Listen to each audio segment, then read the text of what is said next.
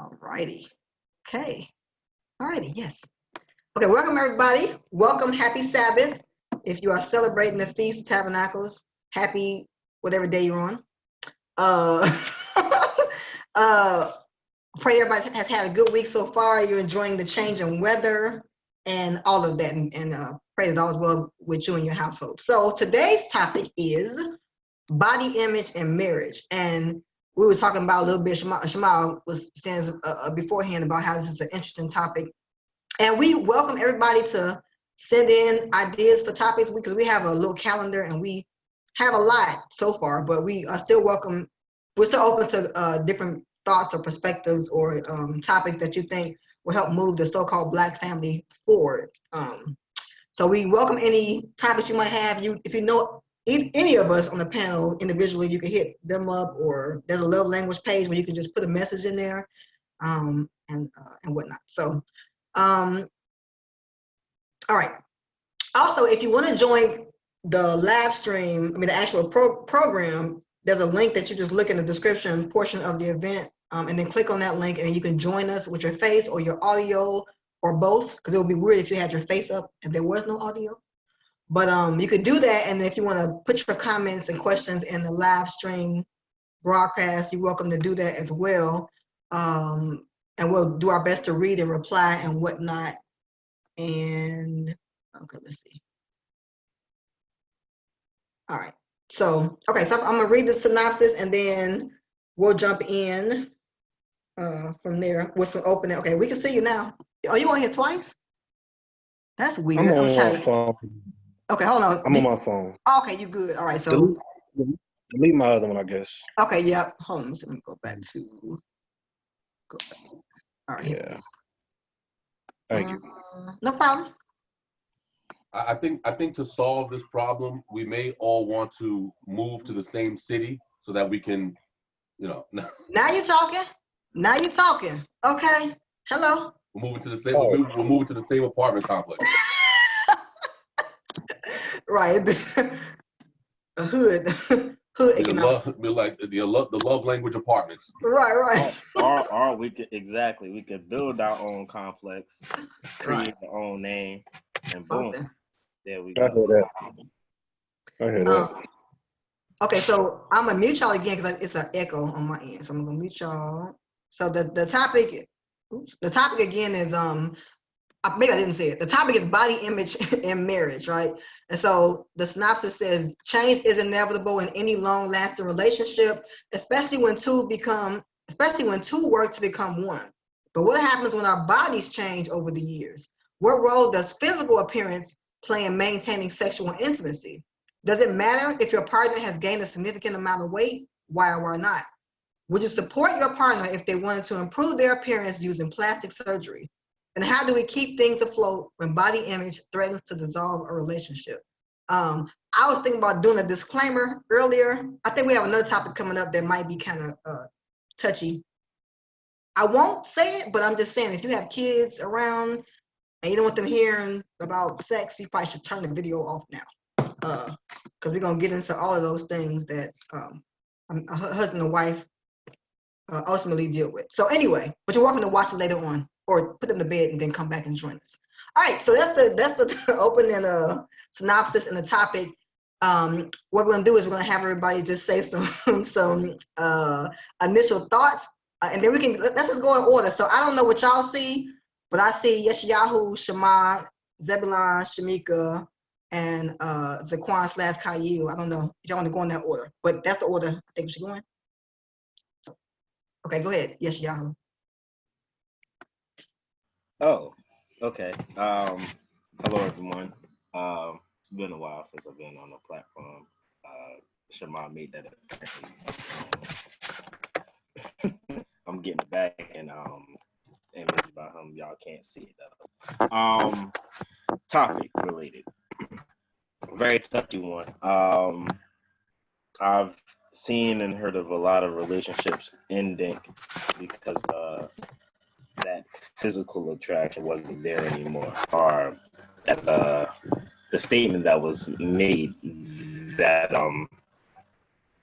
that burning look wasn't there. sounds a little weird with me. But it's interesting that to see something which started off so great come to an end, because something that can be viewed, I guess, depending on your mindset, for something minuscule. I've also seen relationships where people have stuck it out, although there was like a graphic injury or something like that. I don't know the words to use for it, but somebody was scarred or something really delicate. And I've seen people kind of stick it through. I think those are success stories you hear on like the ER channels and whatnot. But then that's kind of what my mindset was when kind of throwing a topic out there to discuss. You know, is that enough? If we say that love is much more than just an action, a verb, our emotion, our feeling, is that enough to throw away just because the ideal or the way a person look excuse me, sorry, isn't there? It's kind of my mindset. I definitely like the questions where it's staring towards. So I'm kind of interested just to get everybody's perspective on it, because I mean, naturally, my side, us not being shallow, we would say no, we're gonna stick to it no matter what. But that ain't always the case. Now I will admit, I know I can be pretty shallow. So I'm looking to see, what even my mindset be moving into a situation, kind of putting everything into perspective, and kind of seeing where things go. So I'm going to yield and let I don't want to ramble, but this is going to be an interesting one.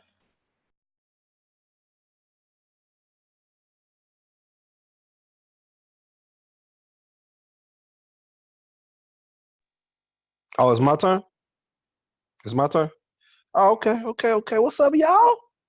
I'm shallow. No, I'm playing. I already knew Yahoo was real shallow. He didn't even have to tell me. But this is a very good topic because there's so many ways we can look at it, so many variables. You might have two individuals that might not be a factor for them. And in my mind, I feel like there's reasons behind that, but I'm not gonna get into that because it's so wide, right? But I think that it does play a part in it. I can't speak for everybody, but those that I do know, those that I have talked to, it was an issue, or issue is a bad word. It was a topic, within certain concerns dealing with the individuals. So I'm gonna stop there because I can't wait to get to the questions so y'all can see my mindset on it. And I'm excited to see everybody else's and the comments of those that's tuning in. Shalom. Okay, I'll go next. I think it's an issue, but coming from a relationship where two people was really physically fit, and then we gained a couple pounds, me personally, because I had 7 kids, and it became an issue, not like me looking at him like, you fat, or him looking at me that way, but it was more so how we felt about ourselves and how we felt about ourselves reflected on each other. So how I felt, if I didn't feel good, I wasn't about to be all lovey-dovey and I don't feel attractive, so I ain't about to be sitting here acting like I'm all attractive, and vice versa for him too. He'd get in his funks and not want to do nothing, stuff like that, because he didn't like his appearance. So it can affect you on both ends. Like, y'all cannot like how each other look, or y'all cannot mind how each other look, but still treat each other bad based on how you feel about yourself.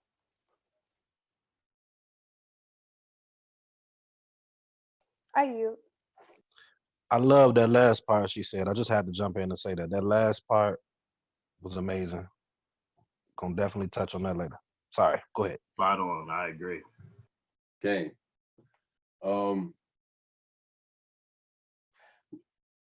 I guess we could say, yeah, we can't be shallow. I mean, listen, let's not, regardless of idealism, I think we're all, to a certain degree, we're all shallow. I mean, no, let me not say shallow, because that sounds so skullduggery-ish. It's whatever. I think we all have our preferences. We all like what we see. Listen, if I'm 25 years old, and and I see something, and I see a woman, and I like her, how she looks, that's my initial view of her. This is what I'm attracted to. Now, it only becomes a problem if the attraction didn't go further than her body. That's the only time it becomes a problem. If the beauty is just like the old saying goes, beauty's in the eye of the beholder. Literally, what does a person view as beauty in a person? I mean, how many times have you been with a person, let's say if you're a man and you've dealt with a female who she looks beautiful and you're just like, oh my God, like, yes, yes. I'm Oh my God. Exactly. And then, and you're very attracted to this woman. I mean, that's all you can think about. And then all of a sudden, she opens her mouth and talks. And you're like, all of a sudden, she becomes ugly. You're looking at her, you can't stand the way her eyes looks. You can't stand the way her nostrils flare. You're looking like, look at her ugly lips. What the hell? What was I thinking? But you see how quickly you can manufacture definitions of beauty based on what? Based on, some people call it energy, some people call it spirit, ruach, whatever you want to call it. But there's something that has come out of her mouth. And the same thing is vice versa. A sister might be checking a brother, really feeling him like, yeah, checking the dimension situation. Yeah, I'm with that. And then all of a sudden, he get to talking, he comes out his mouth. Yeah, nah, I mean, so on the line. Like, yo, who is, will somebody get this jiggable away from me?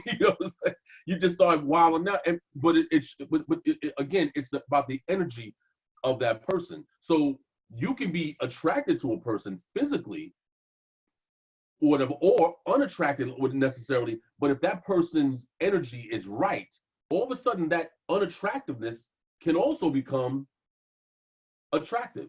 Now because you see them in a different light. You're looking at that person like, you know what?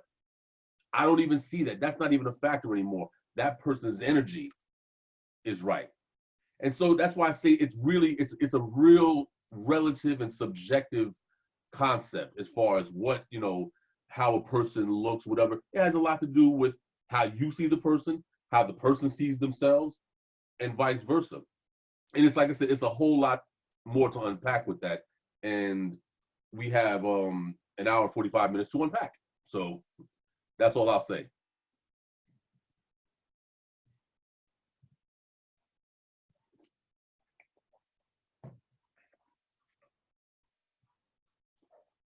My bad. I was trying to. I was pressing buttons. Zaquan, I don't know if you want to say anything, or Kyle, but if you do, just jump in. No pressure. But Shalom.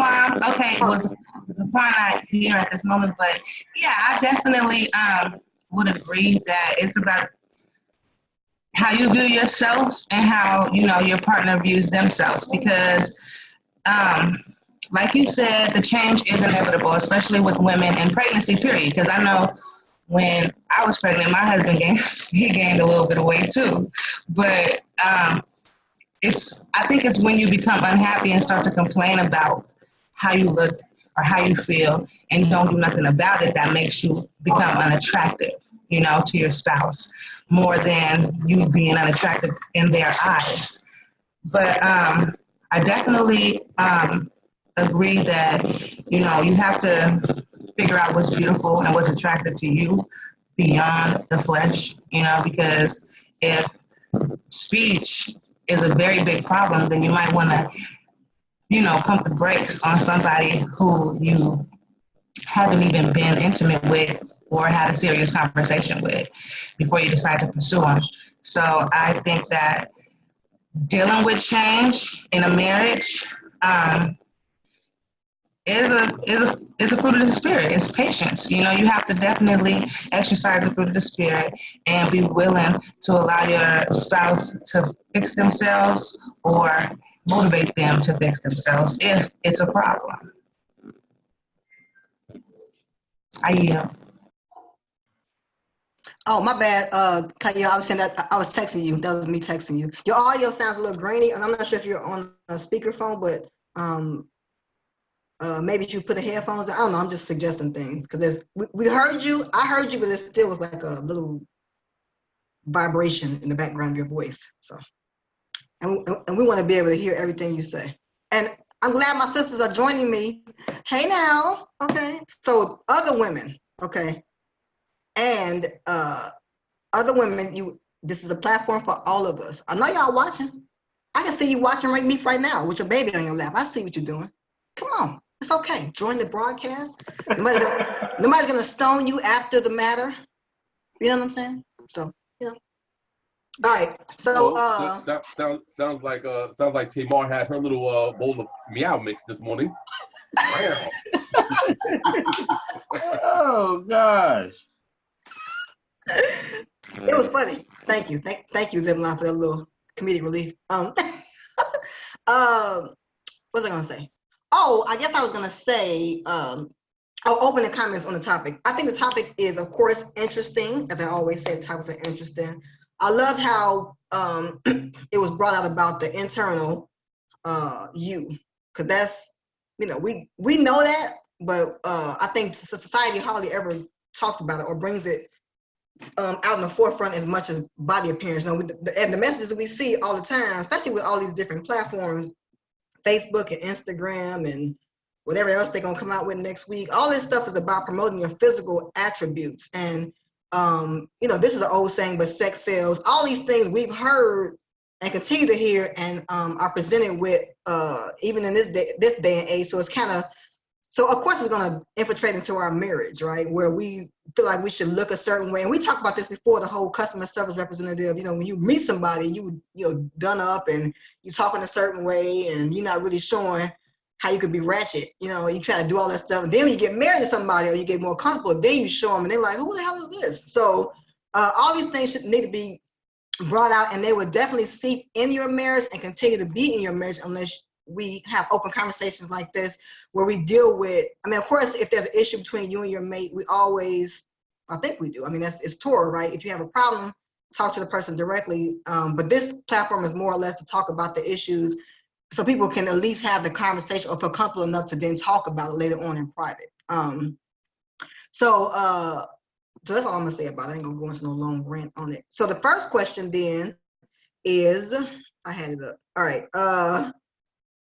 I'm gonna go into, well, so the first question says, what happens when our bodies change over the years? So if you all could just touch on just the process. I mean, I don't want this to be like a biology or conversation, but you know, some of the sisters mentioned like having a baby and stuff like that. So those things happen. So what role can that play as your body changes over the years in the tightness of your marriage? Like how can your body change over the years impact your marriage? Like, let me just say that instead. That's a better question. So yes, yeah.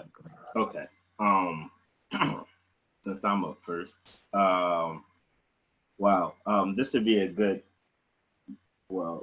question to be a good one to kind of go into what Shamika was bringing out about that whole internal voice.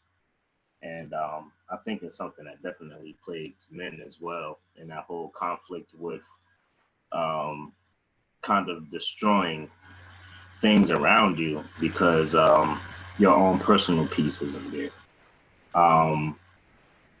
So I'm glad that she brought that out, because that's definitely an impact on all aspects of relationships and even marriage.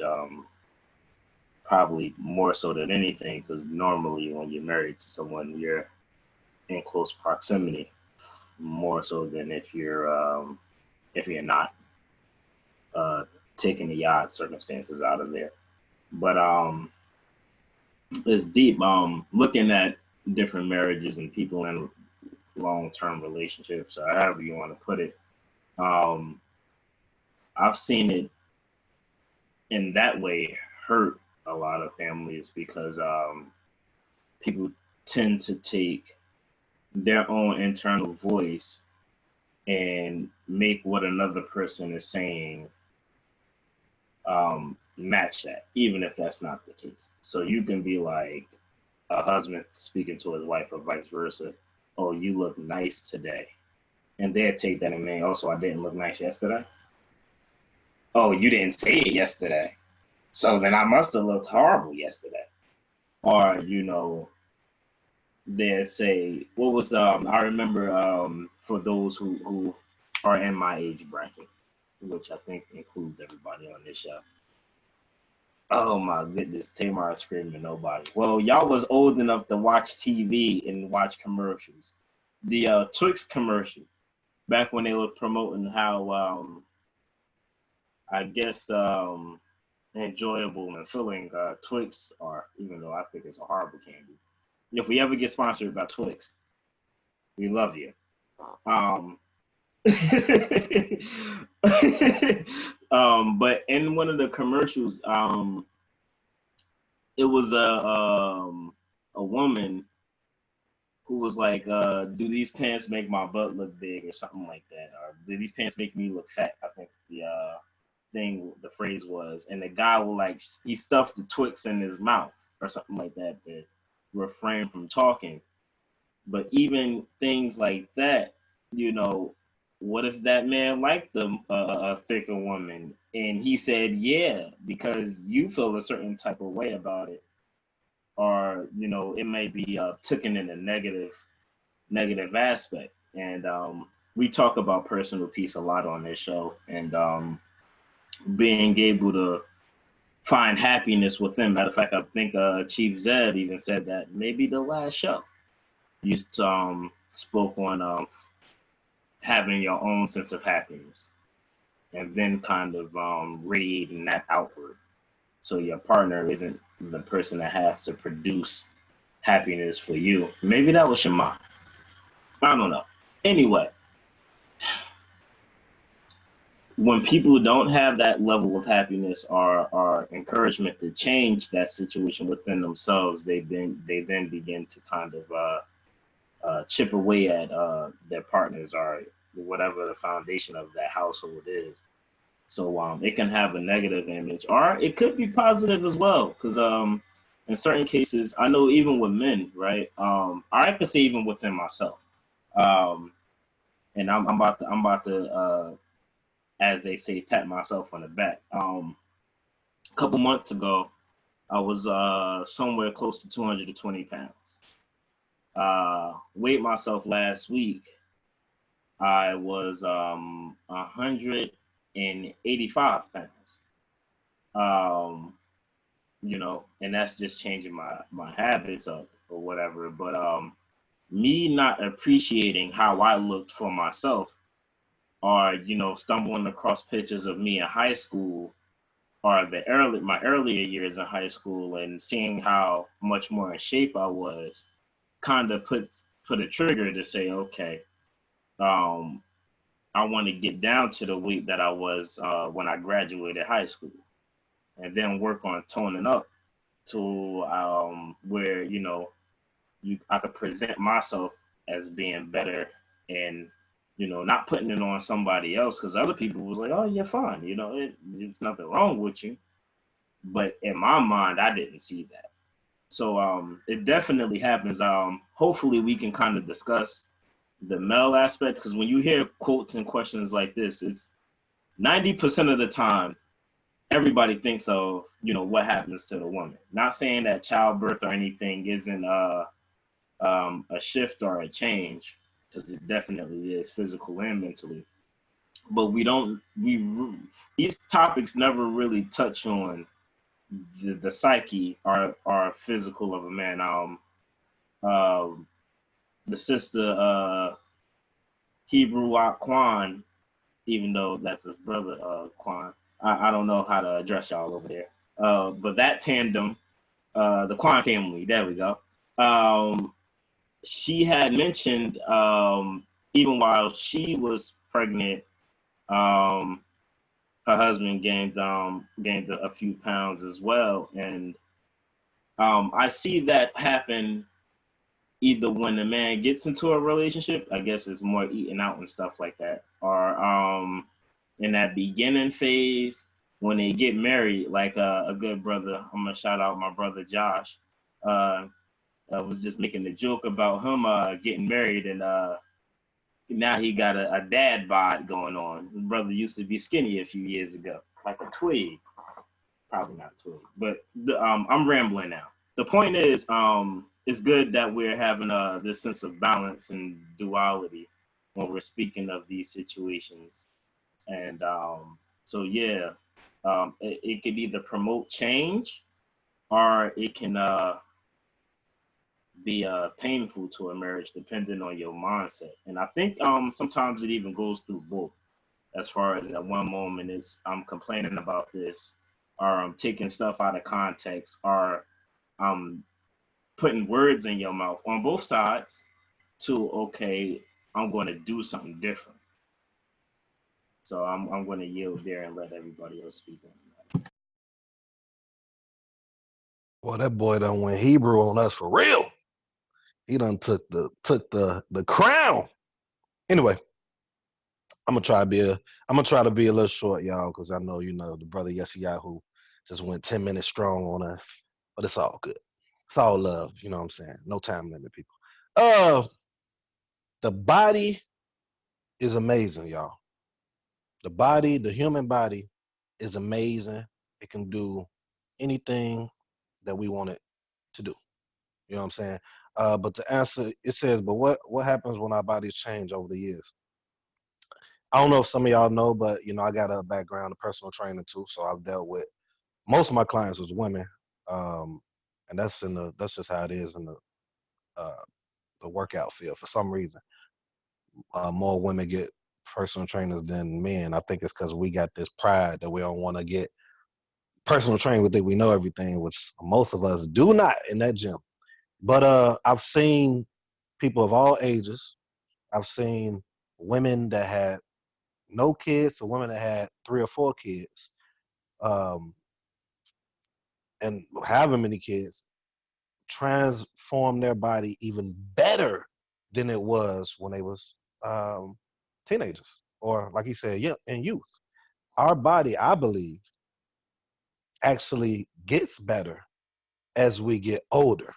The reason that it does not get better as we get older is more so dealing with stress, dealing with what we eat, dealing with maybe culture of how we, just so many different things, right?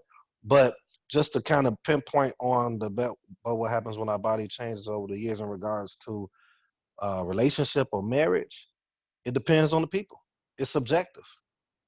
I know people that like heavier set guys or heavier set women. You know what I'm saying? And they are fully outblown attracted to them.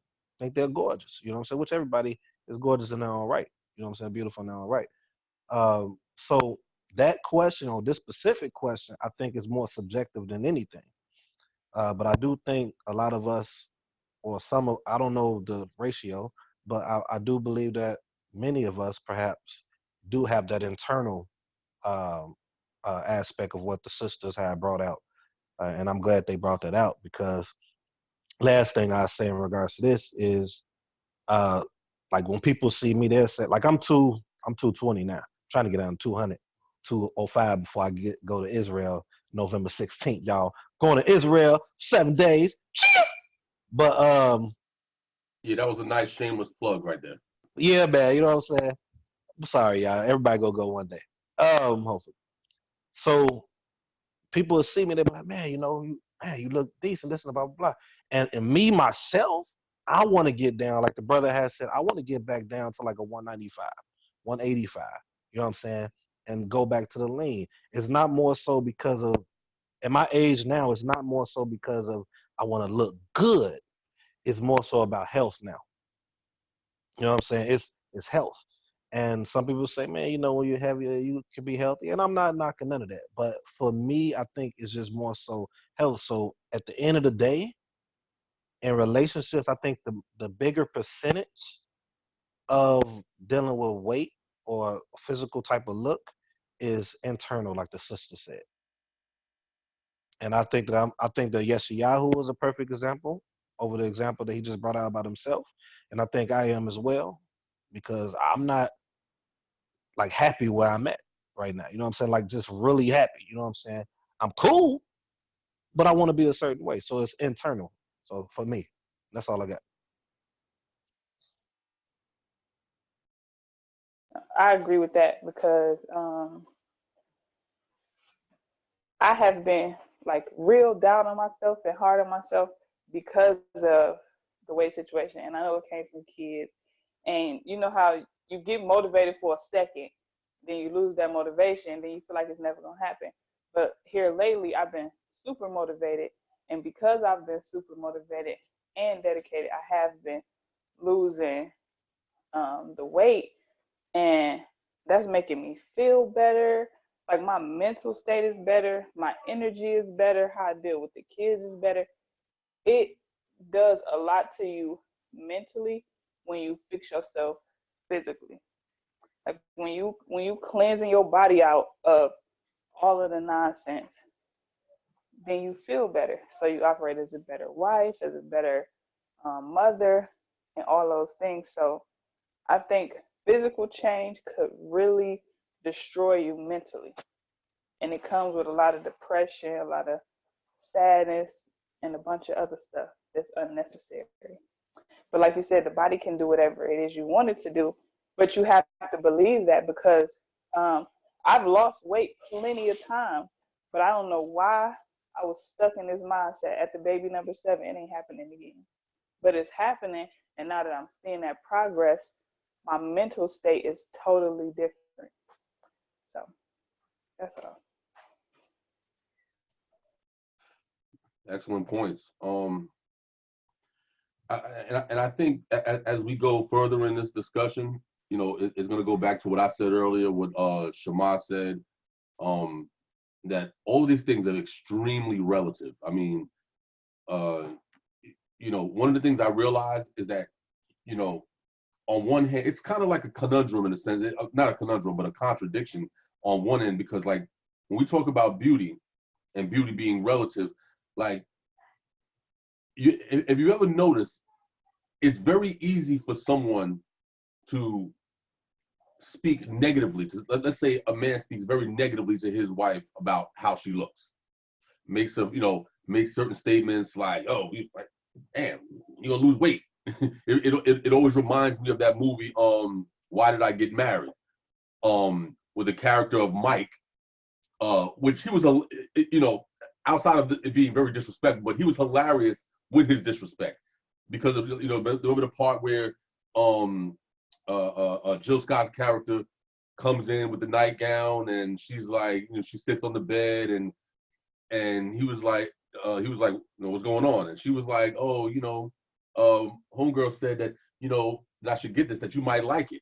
And he looked at her and he just started laughing. He was like, she lied to you, or whatever like that, and just started, you know, and then making statements like, listen, he was like, maybe if you lost 50 pounds, I might be attracted. I might. You know, and things like that. And you see how easy it is for words to crush someone's self-esteem.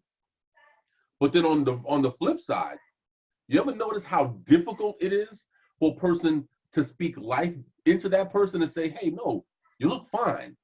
They'll say, no, I don't feel like, but like, no, I'm telling you, you look fine. You look great. You know, yeah, but I don't feel fine. But you notice how a person can easily destroy, but it takes a whole lot of work to rebuild. And again, it goes right back to that. It's very relative, and it really depends on what that person believes in their heart. I remember when I was, like, for instance, I remember when I was, 11, 12 years old, I had a really bad complex about my nose. Like my own family would say that, yo, he has a nigger nose. Now, mind you, we're all brown, dark skin. You're like, really? Like, and growing up, like when I started to get into my early teens, you know, I used to be very self-conscious about that.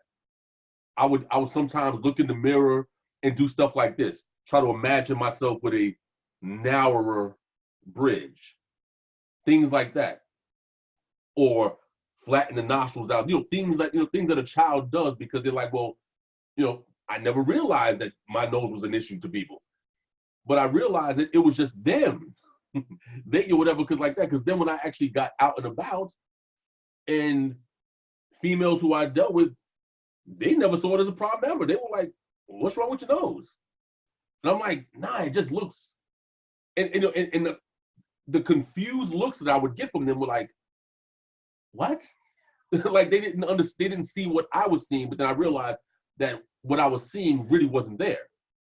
Somebody put their thoughts into my head, into a young boy's head, and had me thinking and imagining something that wasn't there.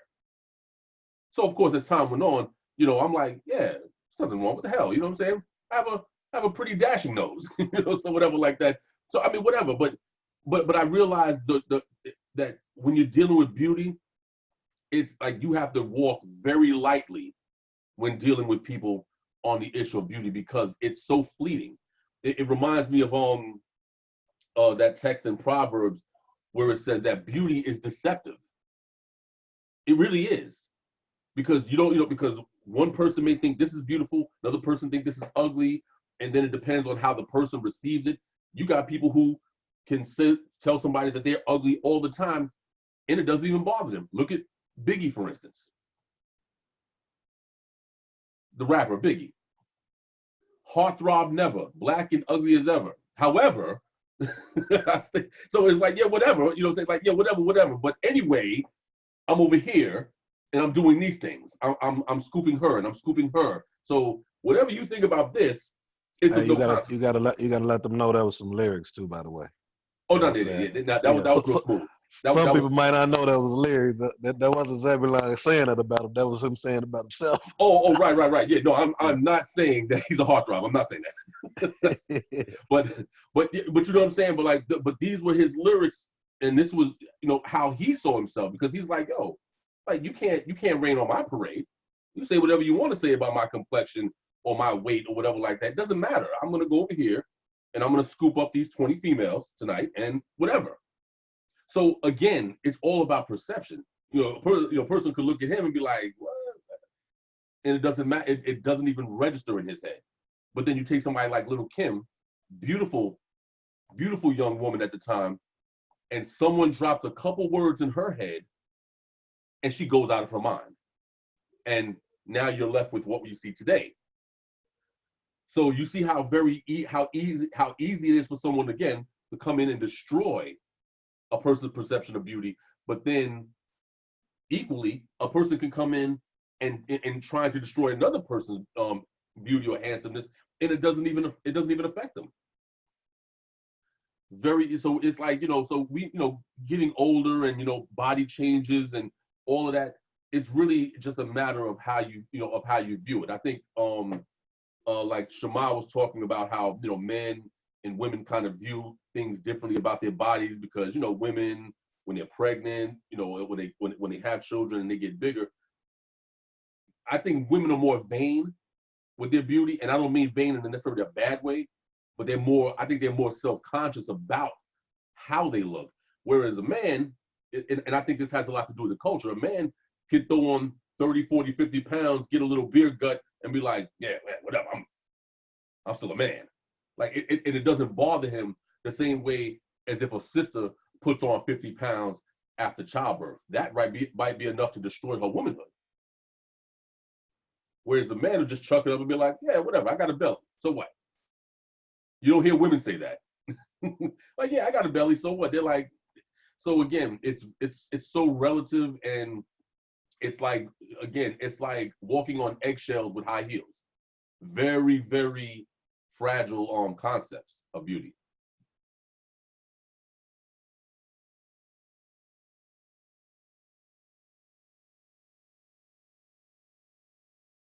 Jaquan, you want to get on? What is the topic again? I'm sorry. Shalom, everyone. Shabbat shalom. Shabbat shalom. It's body image and marriage. Body image and marriage. I think Chief Zebulon nailed it too, though, with the perception thing and how beauty is vain. Can y'all hear me? My bad. Let me speak up. No, we can hear you, but it's still that little like it's like a weird audio. The audio is kind of grainy. Okay. I guess y'all can skip me on this time, and then I will work on this audio situation. Okay, and then you can also type stuff in if you want me. You know, I can share it or whatever. Okay, but I'm just soaking it in right now. Okay. Okay. All right. Yeah. Shalom, and coach. Shalom, T-Bo. Yeah, I just wanted to. Shalom, Marquis. Shabbat shalom.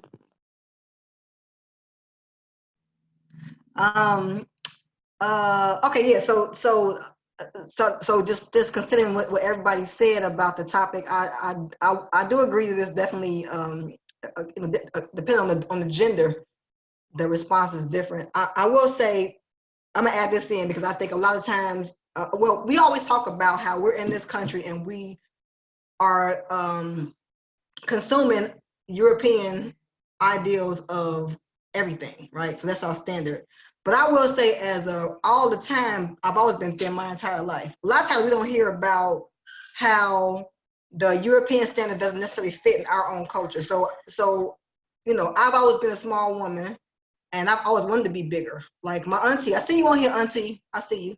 But I don't know, she probably remember when I was coming up, you know what I'm saying, being around her and stuff, she had a beautiful body, you know what I'm saying?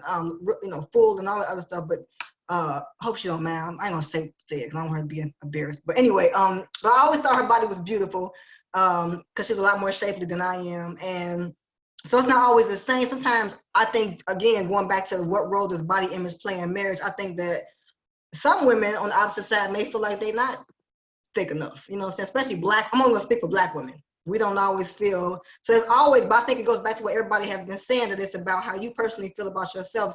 The noise in my head is louder than anything anybody would say. And I was just telling Yahoo the other day that I can't even accept compliments. Like I have a hard time when people say, "Oh, you look nice today." I'm always like, "Who are you talking to? Look behind me." You know what I'm saying? Dumb stuff. And I've never felt ugly, but it's still this weird like narrative that goes on in my head. So I do agree that that's the case. I think that so then with that in mind, we're gonna just segue to the next question is so what role does your body image, what role does physical appearance or body image play in maintaining sexual intimacy?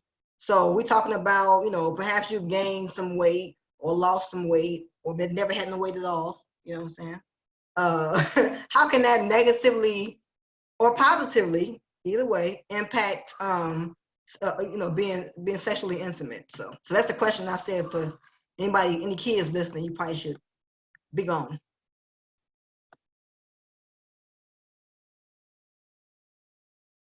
No, just leave it myself. Not awkward pause, huh? How you gonna play with today? Oh, got you. Bogus. Go ahead. Oh man, this one right here. I'm glad that I'm sorry. I apologize. The comments. I apologize, Shema. I meant to. Can you read it real quick, Shema? Because I meant to do it, but I forgot. All right, cool. I don't know what's going on with my phone. All right, so we got a couple people saying Shabbat Shalom, everyone. Yana laughed at something I said. I don't know what it was.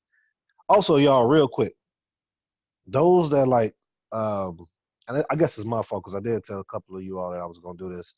Those that really tune in often, we can send you the link to where you're seeing what we say in real time. Like it's like a little lag from this to Facebook. So that's why we probably I don't know, 30 seconds ahead of y'all.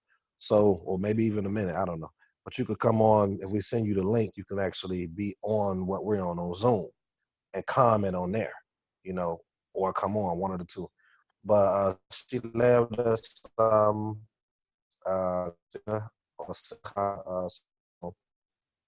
uh, Oh man. Then Yana said, absolutely, physical fitness, fine, be spoken about. Also, definitely, I guess you meant to say, be spoken about things like what is each person's idea of fitness. That's a great topic. That's relative too. Do they have fitness goals? How they view themselves currently in relationship to their goals, and how can they receive as well as give the best support to their spouse in their fitness journey? This goes to what we always be talking about: courting, the courting process. Like with me, like all of us.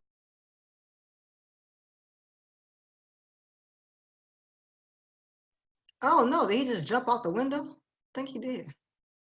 He was like, I'm gone. Yeah, the brother popped off. You got to come back in. Yeah, okay. So I guess We can go to the next question. oh, okay, cool. Until he hops back on and he can finish his thought. But yeah, that comment was in relation to something I had posted about this conversation we have in here being healthy for relationships. So he's back.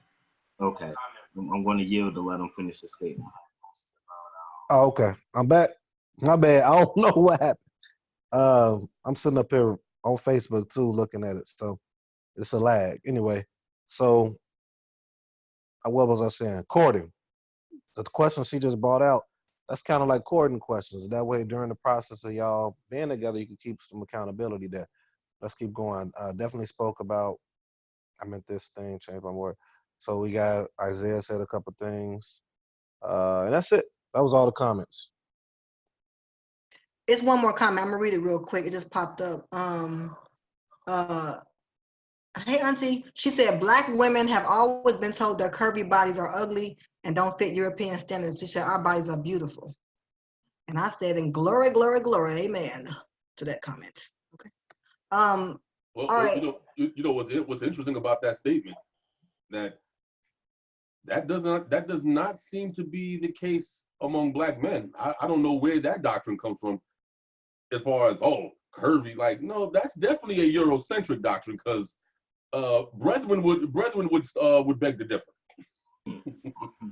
So That's definitely true. Shoot.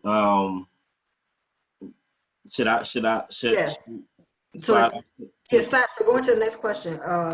All right, cool. Okay. So can you repeat? So I'm gonna repeat the question again. Mm-hmm. It said, what role does physical appearance play in maintaining sexual intimacy? So. Right. So this is interesting. I'm glad that we already addressed that. This is probably the most ambiguous, subjective kind of changes depending on the person topic that we had thus far. Brother Quan, you made a great point in expressing that we do have to be mindful that it's vain, but it is one sometimes that is needed. Sometimes these conversations are needed, just to maintain health, whether it's mental or physical, with weight gain, weight loss. There's all types of health ramifications, but that's not what we're talking about. As far as sexual attraction, as the brother Shema said, although it's probably shunned on, and even it's been talked about being shunned on this platform as far as dealing with sex outside of marriage, or at least the act of it. I think communicating what you like and what you don't like at a developed stage of your relationship is key. I think having that conversation a little earlier might do one well as far as maintaining, because some people, if they don't look at you in that way, are dealing with physical only. Let's make that point be known. Dealing with physical only, don't look at you in that way. It can kind of blind them to the other things. So the quality of sex or a healthy sexual appetite could be lost. a lot of times we wait to that very moment to speak up on things that we don't like and do like, which can the big no. Tamar fanning and shaking her head. Big no. I say before it becomes that big of an issue, communicating about it is the most healthiest choice. It's not the easiest conversation to have, but it is healthy in the sense where, you know, you guys as a unit, or that relationship as a unit, could kind of figure out what would be the next best move. Not jumping off the handle and getting ready to stab somebody because they called you fat. And not saying that the person is fat in that way, because negative conversations can have life-threatening changes in a marriage, outside of a marriage, in a friendship, in a relationship. So be mindful, as I believe Chief Zebulon was saying earlier, the language that we use, and the ideals of beauty. I know I myself, when speaking on physical attraction, being open about those attractions is probably wise. I'm quite sure the older brethren will be able to shed more light on that. But the way I see it, kind of speaking on those things and letting those things be known, gives yourself options, or, you know, a way to move, or, you know, even removing the whole aspect of lust out of it, or having a lustful eye and looking at things more in a way that's going to be beneficial. Maybe losing weight or gaining weight could increase the health benefit, or something like that, which would indeed make the relationship better, maybe even last longer. Maybe we give a person a few more moments of life on this earth. So not only talking about what you don't like as far as sexually, but talking about how changing it either way can be beneficial for the relationship as a whole, in multiple aspects of that relationship, whether it be not only for a sexual reason, but if it can fulfill sexually as well as increase longevity of a relationship and health. It's wise to kind of create a package deal and deliver it, versus saying, hey, you done gained yourself some 20 pounds and I'm not liking that roll that's hanging off the side of your back. You know, you can word that a different way. Chief Zed, you mentioned, which I'm gonna yield after this because I guess I'm too long-winded this show. I ain't been here in a while, so, you know, I gotta get it all. You making up. You making up for lost times, man. Making up for 3 weeks. You made mention to finding out the source. You made mention to comments that you had on yourself as a child, and sometimes it takes going back that far and kind of seeing what your psychological position was at the moment, and seeing how that impacted you, or what is the reason why you're attracted to this sexually, and what does that fulfill? So I'm going to yield there because I don't want to take up too much time. If it's open afterwards, then I'll come back in.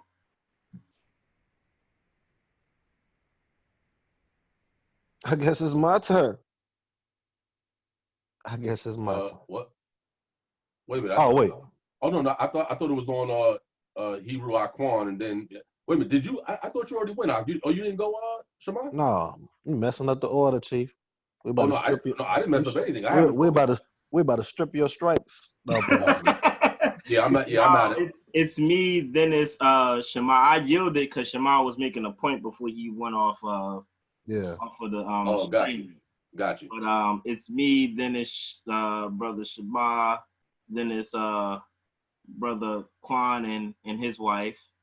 Then it's after Shema is Sister Shamika.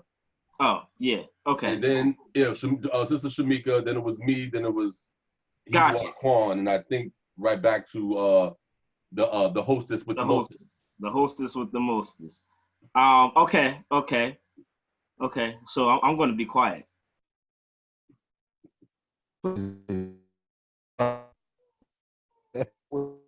Alright, so question, what role does physical appearance play in maintaining sexual intimacy? I'm gonna again say subjective. I always gotta put that out there. I mean, it depends on the person, I guess, because it depends on what they like, what they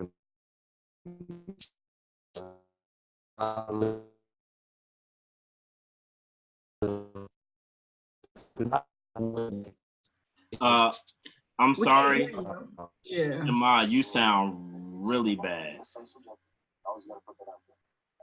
You sound like you're in the belly of the whale.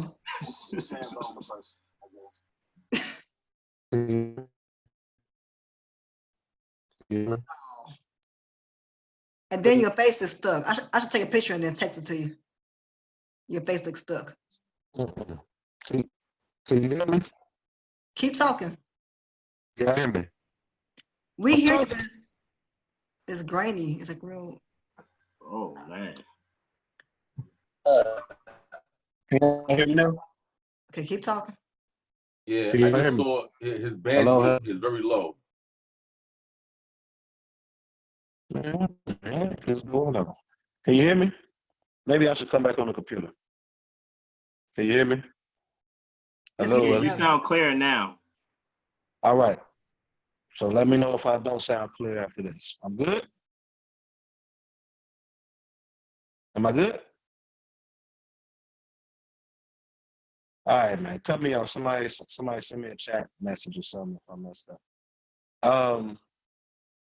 I'm good, right? I'm gonna keep going. I'm good. I don't hear nobody. Yeah, you cool. Thank you, whoever that was. What was I saying? I think it's subjective more so. I think unless it's dealing with like illness and things pertaining to I want to say like personal like inner feelings about themselves, a male or a woman, then it can play a big role, depending on the person. Me personally, let me just speak for myself because I can't keep speaking for everybody. I'm the type of person that I bring that out in the beginning. I am into fitness. I am into things like that. But I'm more so into health now. So if I'm with individuals and I know this individual also, we both spoke on like we both do it more so for our health and looking a little fit, not trying to be like bodybuilders or figure models or nothing like that. And I see that either if she sees I'm falling off a little bit according to what she know I like and vice versa, then I will bring it up. I'll say something like, man, let's get to it. You want to go to the gym together? You want to get out on this floor, do some crunches and go do some jogging, some running or whatever. Am I froze? Can y'all hear me? Everybody is froze on the panel. Y'all I there? can hear you. No, I can hear you. Yeah, you sound Choppy. choppy. You sound choppy though. Yeah, choppy. All right, pass me up and come back to me. I'm about to go on something else. Pass me up. I'm about to go on my laptop. You actually sound better now. Yeah, yeah. I don't know what. Well, once again, the sorcery and witchcraft. So I mean, it's I'm telling you, man, I'm on your bandwagon now. Straight up sorcery right now. But doesn't matter if your partner has. I don't know. What role does physical appearance play in maintaining sexual intimacy? It could play a big role depending on the person. But I think that over the course of a marriage, I mean, it becomes past physical attraction. It becomes more affectionate. The mind of the person. Events, moments, things of that nature, and that can surpass the whole physical appearance portion of it. But if it's just like the person gained 70 pounds, 80 pounds, 90 pounds, it's like, okay, well, I think a loving husband or a loving wife would be like, well, look, babe, let's start walking together. Let's start running together, working out together, doing something like that. So I ain't trying to sound shallow, but that's just what it is for me. Like if I'm with my partner and I know that both of us from the start were people that enjoy fitness to a certain extent, then I'm always maintain it. Like I said, I told you the human body is amazing. I know 70-year-old people that got a better physique than me and us. Like y'all saw that vegan woman and the vegan man or those vegetarian people. I'm like, man, dude, you 80 years old and you look like that. That shows you what the human, especially so-called black body, we amazing genetically. So, what role does it take? Does it play? I think it plays a big role. I think it does because a lot of people that I hear, that's something that they bring up, even if it's in a playful manner. I listen to a lot of my family members. Listen to my mom and her ex. That's something she brought up. That's something she brought up by herself too. So I think it does play a big role, whether we want to admit it or not. That's just my opinion.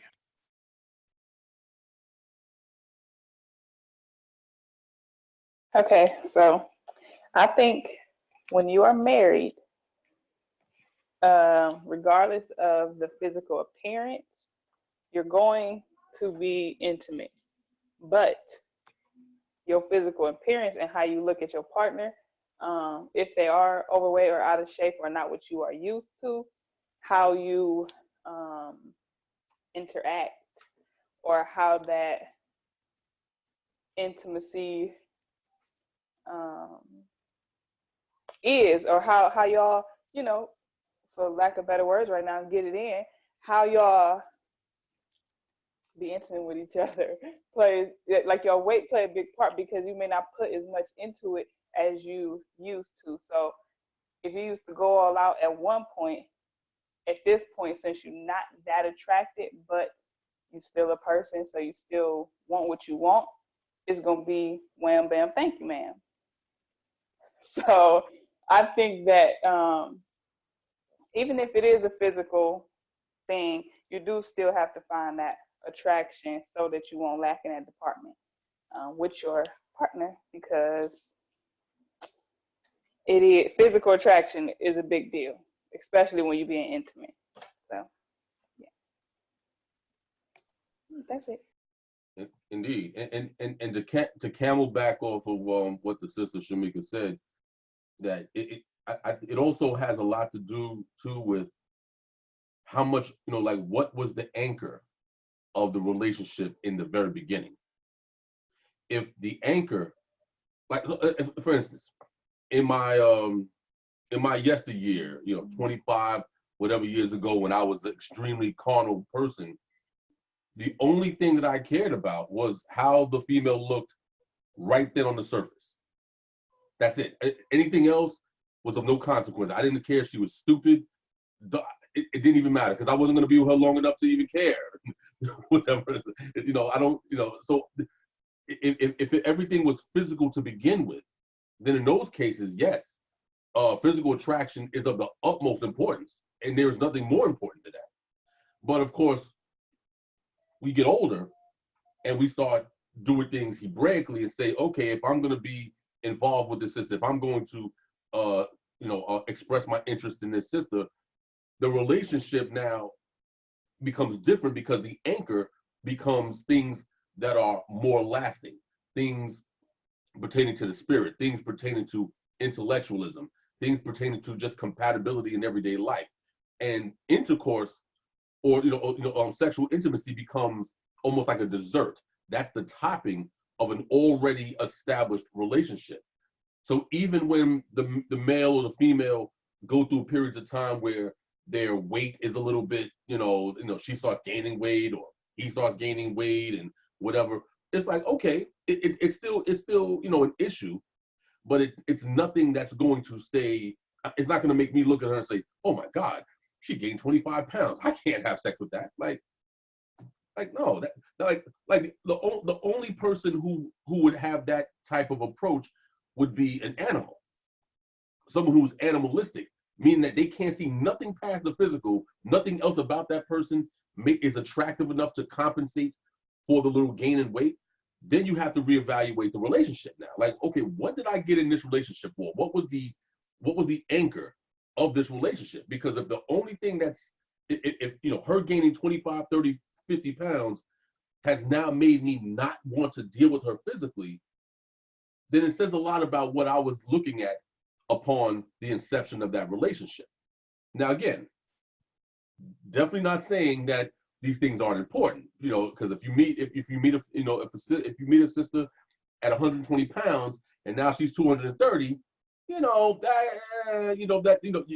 kind of hard to miss that. You're gonna be like concerned. But it's one thing to have attraction issues, and it's another thing to fulfill your duty to your husband, fulfill your duty to your wife. That has, you see what I'm saying? I mean, think about it. There's things that we do. There's vegetables that I'm not a particular fan of, but I know for my health, yes, I'm going to consume that vegetable. I'm going to consume these things. Because why? Because these things are needful to the body. Even if I'm not necessarily a big butter beans, I'm not a big fan of butter beans, but butter beans are good for me. So are you equating the woman to the vegetable now? Absolutely, because these are life sources. These are things that benefit the body.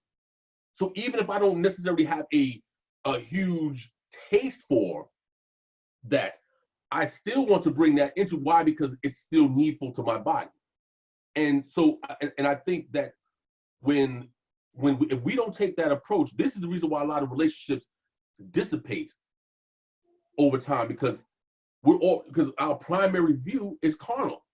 If we establish a relationship primarily carnal to begin with, that means it won't even take 50 pounds for you to be turned off by your wife. If she gains 5 pounds, you're looking at her like, look at this fat, blubby, like, you're almost like Eddie Murphy. It's like, it's one of those, look at, and you start, and you realize how carnal and how earthly you sound.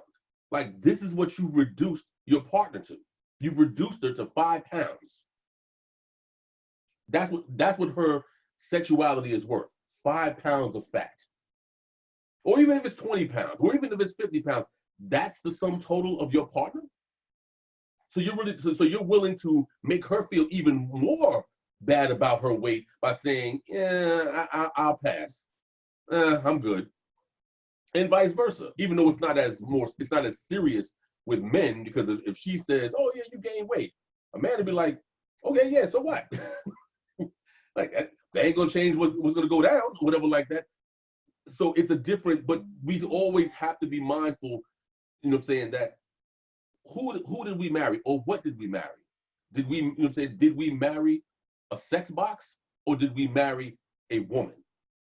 Did we marry a rod, or did we marry a man?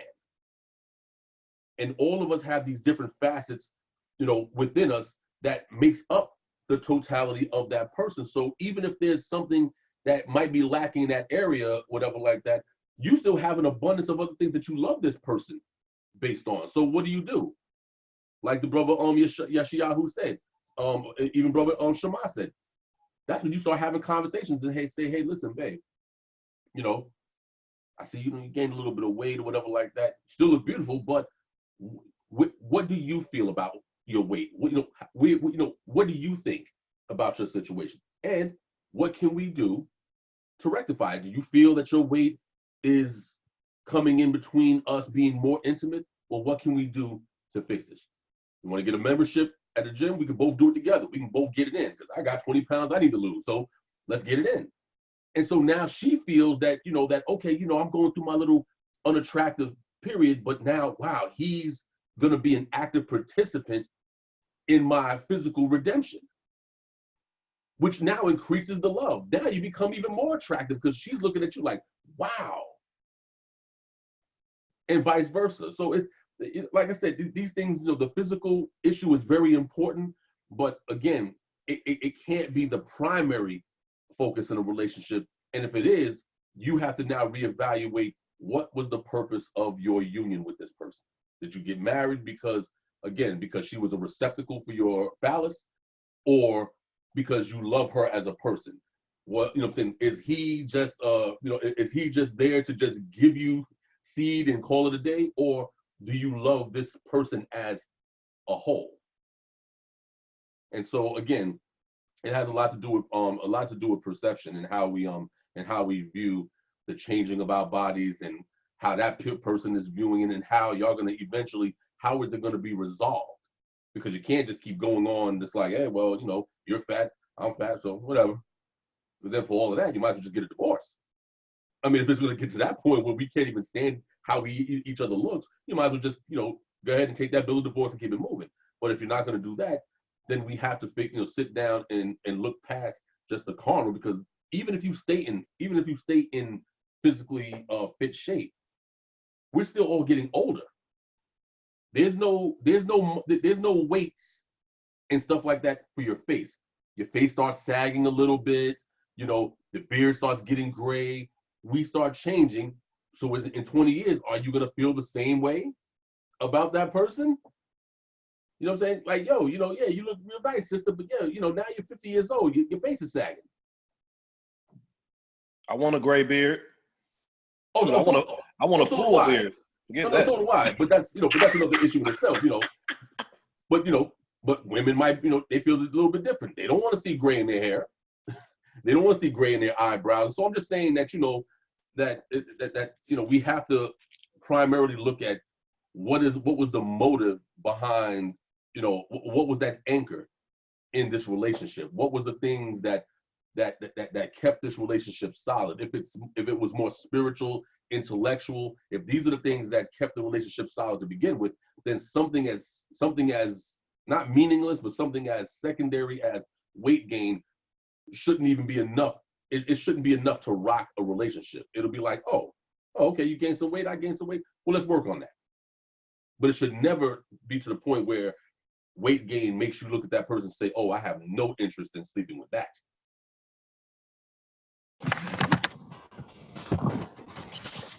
Man, all praises. Nailed it. Everyone. Can y'all hear me?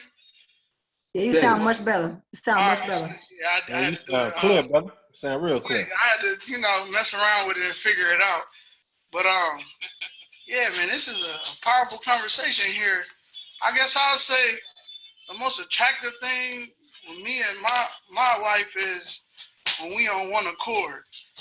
And you know, even if that's in the word or whatever, we discussing business, whatever it may be, that's attractive to me. It don't matter what size she is. If we on one accord, we good. So and then again, she could be in the best shape, but if we ain't one accord, you know, vice versa. She probably don't want to deal with me. If I could be all cut up looking like some magazine figure or whatever, but if we ain't on one accord, then the attraction is gone. So I think that's comes with us being one flesh. And then also, you know, I know we all do have a fleshly side that we deal with. So carnality is going to come into play. I didn't look at my wife and think she was unattractive when I first got with her. So I would like her to still be attractive. But, you know, how I deal with her, if she was to gain weight or vice versa, would matter the most as well, which should be more attractiveness. If, you know, if I'm getting overweight and she deal with me in love and be like, you getting chubby, let's go dance or something, then that's attractive. So, you know, they go hand in hand. I think gaining weight is a physical manifestation of things. You know, I think about that scripture in Deuteronomy when he said, Joseph has wax and fat and lightly esteemed the rock of his salvation. You know, so it has something to do with it. You know, if 5-10 pounds, okay, that's understood. You know, you might have a slow week. 70 pounds, you know, you gained a whole nother person. Now I got 2 wives. So, you know, now we got to discuss something here. I'm officially logging off now. I'm done. You know, now we're gonna have to discuss something here. So gaining weight, that's the new doctrine. Gaining weight brings forth polygamy. That's multiply. You multiply. That's new doctrine. By tens. You might add a pound here and there, but you get to multiply. Now you breaking commandments. But yeah, that's that, man. I think the attraction part, Chief spoke on it. If it's just the weight that throw you off, you carnal. But I think the weight is a physical manifestation of us being on one accord. If my wife maintain a good weight and she juicing and healthy, which is gonna bring better energy, which will definitely be more attractive on the outside, but on the inside as well. Which and I'm sitting here snacking all the time. We ain't on one accord, so I'm not gonna be attractive, and vice versa. So that was a good question. I yield with that. You have anything? No, I mean, I think that if physical appearance is that important to somebody who doesn't want to view it as so carnal, then they should pay attention. Like, it shouldn't have took 50 pounds for you to see that I'm gaining some weight and now I'm unattracted to you. It starts with you being attentive and paying attention. Like when I recently started working from home, and so my husband took note, like, okay, you're not going to be as active. So he did suggest, hey, maybe in between calls, you just do some squats, or, maybe you don't eat so many meals or whatever. And so I was like, I don't like to work out myself, but I can juice instead of having meals, and I can, there's other things I can do to make sure that I'm not gaining weight because I'm not as active being working from home. So that's more like teamwork. A solution. Yes, a solution. Yeah, no doubt. Balance right there. That's dope. Yeah, that was a nice little presentation on y'all part. That's. First of all, I want to say I love the fact that we got a married couple on here with us. I think that's a great representation of the segment itself. So I take my hat off to both of you, and if you all came through because of Tamar, thank you, Tamar, for bringing them. So we definitely hope that y'all continue to show up when you can. You know what I'm saying? Because that's what we need. I would love to have more married couples on, not only just married, but come on together. All praise to the Most High. Thought I. Oh, praise. Yeah. So likewise, thank you for the invite. And allowing us to, just tune in. Y'all already know y'all always welcome. You know what I'm saying? And also, I'm sorry. So it's a good comment. I want to read some of the Facebook comments as well. I feel like it's the conversation. I don't even know. Okay, I'm gonna try to run through them real quick. Before you do, I do want to say, y'all, we got a lot of questions left, and it's like 30 minutes left. I know. That's what I'm trying to say. Like, I wonder if I should. So maybe I should skip the questions then. I mean, You can do it. I mean, if people still down, I mean, we could go over a little bit. I mean, I'm okay with that. I mean, it's only like 3-4 questions. But also remember too, some of the questions they tend to like overlap. Yeah, exactly. Very similar ground. So we can kind of like maybe condense the questions and just kind of go from there. But yeah, it's covering very similar ground. So we'll still get it in. Yep. I appreciate that. Okay, so I'm gonna try to run through some of these comments. So Yana, hey girl, she said, right, I've never heard that expressed by brothers. They love the curves. To the earlier comment about the white woman's body and that being an ideal situation. And then she said, I agree with Isaiah that conversation should be had early on as to what you find attractive and what turns you off. If done in a healthy and respectful way, it can aid in the future should you be faced with physical changes and knowing how it will be received by your partner.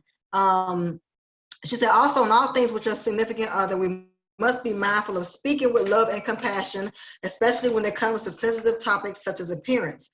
We never want to be mean, cruel, or unnecessarily harsh in bringing forth our preferences or desires. A kind word turneth away wrath. This holds absolutely true. Use wisdom with your words. Blah, blah, blah.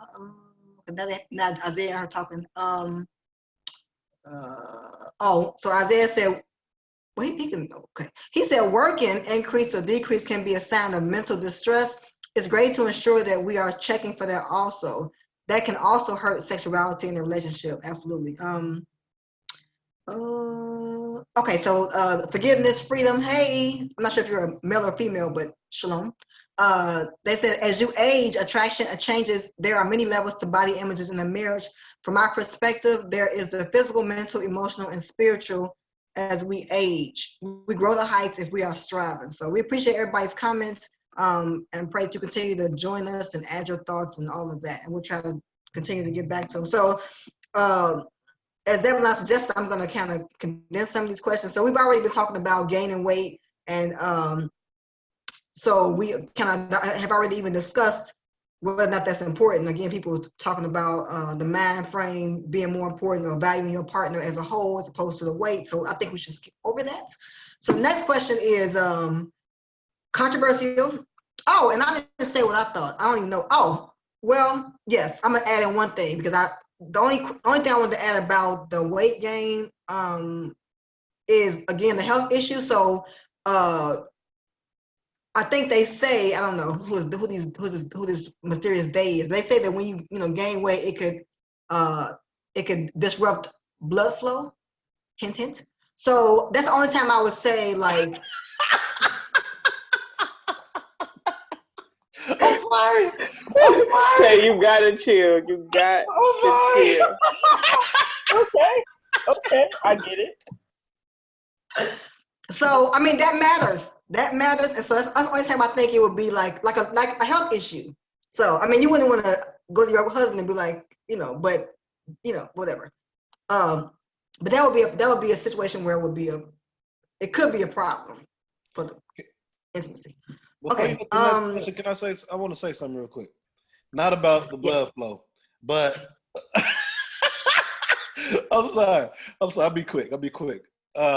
Another reason, like I said, I'm older now, so like I think, like, for me, like, I just started back playing ball again, and anybody that know me know that was the first love. I was 25th in state when I hooped, y'all. Anyway, that's another topic. But I didn't like the feeling of running up and down, and after the first game, you out of breath, like you about to die, like knives are getting stuck in your kidneys.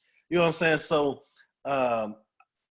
cardio, the amount of oxygen come in and things of that nature, walking up and down the stairs, how you'll be feeling like, man, I just walked up 2 flights and I'm tired. So that's what the working out for me at this point in my age is not about the look, but I do understand by me losing the weight, it can assist with walking up 5, 6 down. What if you get chased by a dog? Come on now, you know what I'm saying? You're going. So that's it's more about health, like you just said. I just wanted to bring that out. So just in case something that I said in the past wasn't really registering, or I didn't say it properly, it's more so about, if my woman or my wife, I'm looking at all of those things, man. You know what I'm saying? I'm looking at all of those things, even stretching. I got an auntie that's like 80 years old, can't put her arm over her head, because, you know what I'm saying? So it's all of these things. So that's it. I just want to put that out there. Yeah, appreciate that. So that's. I'm sorry. We got a joke on the platform sometimes, but that was hilarious. Listen, this is grown people conversation, okay? So next question is, would you support your partner if they wanted to improve their appearance using plastic surgery? No, that's the question. I guess I'm first, right? Why not? Oh man. This is the nail biter, cringy, hard question. That's rough. So this whole time we've been talking about the duality between, spiritual, mental health, and the realm of physical. I know the show was at first geared towards the physical aspect, but we can't forget the spiritual and the mental implications. But that being said, this is hard. Would I agree? It depends on, for me, it depends on how invasive the surgery is, plastic surgery. The reason why it's being done, is it going to be a benefit to the psyche, and how is it going to change your walk with the Most High? On this show, we've discussed the importance of our religious paradigm and culture and those aspects relating to a relationship. So if you guys want to, you guys, as far as the crowd, our audience, if you guys want to see those stances, you can kind of go back and look to promote the old episodes. But at the same time, so then you'll understand why I'm making the statement that I'm making. Those things are immensely important in a relationship, in my eyes. So if it was me, if it was a benefit in all of those areas, then I'm with it. If it's just a vainful, lustful, hey, I want to go out clubbing, so I'm going to get a bigger booty. Absolutely not. If it's, hey, I got this scar on my face and it's depressing me and I'm not sure how I'm going to live life, and it can be a way to kind of bridge that gap between that person physical and spiritual awareness. Maybe that's going to help them actually not focus on it and kind of pick up importance in the word or something like that. Then it's something that could look at. But see, the thing is, with those type of things, we got to kind of remove how we feel about the situation and focus on what the partner is feeling. If it's something that's creating a sense of depression or debilitating them from living life, why not correct it? For those who know me on a personal level, and I might be throwing myself under a bus, but I have certain issues like our habits as a child that kind of messed up my teeth. I'm quite sure all my friends who see this or watch it, the playback is laughing. But implants are considered cosmetic. It can increase your health or increase benefit, or quality of life, as they say. But I would hope my partner would be in agreement if we can do it, and also finances, because plastic surgery ain't cheap. So you got. I feel as though I would be for it as long as it fits, and it's within reason, good reason. You can't just want to get bigger breasts or something like that just because you want to show yourself off. That's just vain. You know what I mean? But if the quality and purpose fits and is going to be a benefit factor for life as a whole, spiritual, physical, mental, then I'm for it. Since I was long-winded on the other ones, I'm going to yield there. Oh, before I yield, I was just about to say something. Go ahead. I'm sorry. I just want to say this. I think with all of these topics, it's important that we kind of also look at the mental implications and how that weighs, because depression and those mental states can disrupt spirituality and other areas of life. So it's important that we kind of look at those too. And I'm glad we discussed it, even if it was brief, with these topics today. Now I'm gonna yield. Go ahead, Shema. Hey, honestly, after that, I have nothing to say. I literally can say like everything that you said was on point.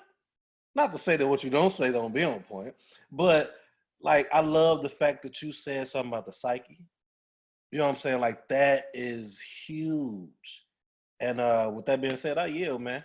If y'all want to know my thoughts, go back to what he said. Like he hit it on hammer on the nail. That's it. That's right. Here I was scared for Shema to talk because he all personal trainer and all of this and healthy, so I thought he was gonna steal what I was gonna say. But for me, I couldn't support it. Like me and my husband joke. I don't know if teeth are considered plastic surgery, but we always joke about. Well, we be serious. Like if we get the money, we getting our teeth fixed. Like that's something that's cool.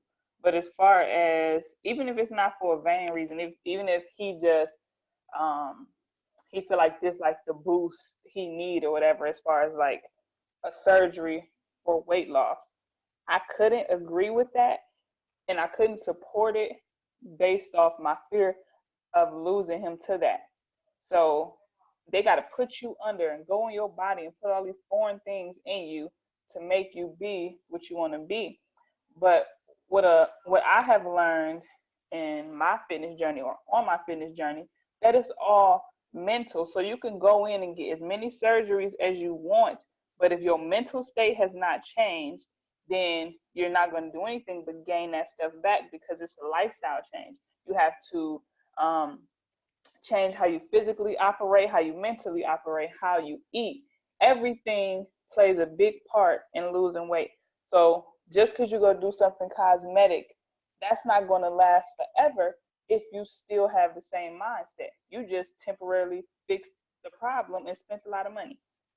So for that reason, out of fear of losing him to that, I couldn't support that, and I don't support it if you have not been doing everything you can to lose the weight, and you have changed your lifestyle, your mindset, your everything, and it's just not happening. And if you've done all that, there's no reason that it's not happening. So I wouldn't be able to support it. With that, I yield. Can I comment real quick? I want to comment. I just want to say. Yeah, be my guest, brother. I just want to say I wasn't talking about like liposuction. You know, I'm into fitness, so you know, I was just having this conversation earlier. Like the body is amazing, so we can lose. You know, if we really want to, or if we really find out like get a real nutritionist or a trainer, because some people can work out so much and they never see nothing. It's because certain things they got to tweak. You know what I'm saying? So I'm with you wholehearted. I meant more so, I probably should explain more. But yeah, I just wanted to correct that part as far as for myself. I'm not like, you know, liposuction and all that. Like, shoot, somebody with me and they need liposuction, I'm a bad trainer then. I suck. But that's it. Good stuff, though. I love it. I had to speak from a female perspective because my husband can't get like a butt lift or a boob job. So you know, Hoodie John might want it. I don't know about John Boy, the Israelite. You know what I'm saying? But Hoodie John, man, I don't know. Oh my gosh. I'm messing with. Actually, there are men who you know, get sculpted and whatnot. I just wanted to be And you would know about it, wouldn't you? Yes, Yahoo. Man, we taking your Israelite stripes. Hold on, I think I will yield. Yeah, the brother, yes, Yahoo. Yeah, there's a spirit on you, brother. There's a spirit on you. But yeah, but as far as like, you know, just like everybody said, you know, unless it's something that's like critically necessary for, you know, the preservation, you know, of life, the preservation of your health, you know, like that's cool. But anything outside of that has a lot to do with the, you know, vanity or whatever, I'm you know, I'm like I'm like homeboy on that reality show. That's gonna be a no for me, dog.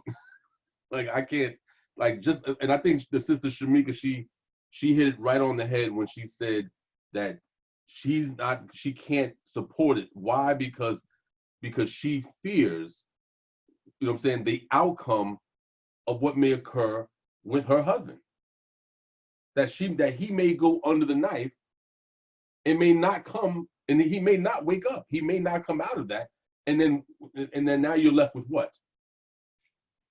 And she doesn't, and so I mean, and let's be honest, you know, you hear a lot of these statistics that say, oh, surgery, liposuction, all that, it's they'll say it's safe, and then they'll give you these numbers like, yeah, 8 out of 10 operations are successful. And it's like, yeah, that sounds great when you're talking about, when you're talking it from that, but when you start talking about concrete numbers, that means out of every 1,000 surgeries, 2,000 of them are going to get jacked up and die. Or out of 1,000,000, 200,000 of them are going to die. So you start looking at it from that perspective, you're like, nah, I'm good. I'm good. Dental stuff, that's one thing, we can kind of whatever, but like as far as, liposuction and gastric bypass surgery and stuff like that, especially when, and I think, I don't know if it was, Shama or Sister Shamika who said as far as the, that there's something else going on in your life, because you have people who will go get the gastric bypass surgery, but if you haven't corrected the eating disorder that you have, what's going to end up happening? Listen, I have a sister who had that surgery. She was like 400 something pounds, got the gastric bypass surgery, and then ended up gaining more weight. Like she didn't even lose the weight, she just gained more. So again, if you don't fix this, there's no surgery that's going to help you. It may slow the process down a little bit, but you're going to meet an untimely end. So yeah, when it comes to that, I can't, especially if it's something like, hey, I want to get a bigger butt. Well, why do you need a bigger butt? I like it the way it is. So if you're getting a bigger butt, it must not be for me. It must be for somebody else, because I already like what you got. So what do you need one for? So and maybe that's and maybe that's just me being vain as well. But I'm like, no, you're not gonna get a bigger butt for somebody else. So yeah, that's gonna, for me, yeah, I can't go with the with that type of surgery. Like I said, liposuction and all of that stuff. It just for me, that's extreme level of vanity for me, at least for me. Man. I mean, being the last one, we get to soak up all that goodness y'all put out here and then kind of wrap it up. So it was a lot. It was very powerful, and it's all relevant to the initial, conversation. So definitely dealing with vanity. Sister Shamika nailed it about the liposuction, and that's just laziness, It's what it is if you got to go and, or ignorance as well, because you're not taking the time to go learn about yourself to do the work and lose whatever weight so you can get back attractive and so on and so forth, or whatever it may be.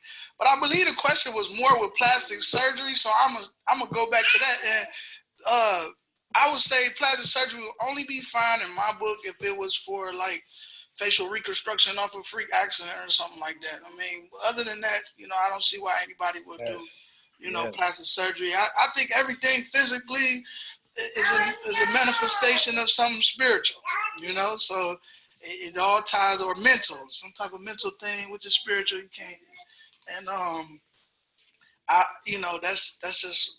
that's my take. But y'all did a great job on it, breaking that down, But that's where I stand. You have anything? No, I agree with y'all. Yeah, y'all did a great job. You guys did wonderful. Yeah. I yield. Oh, okay.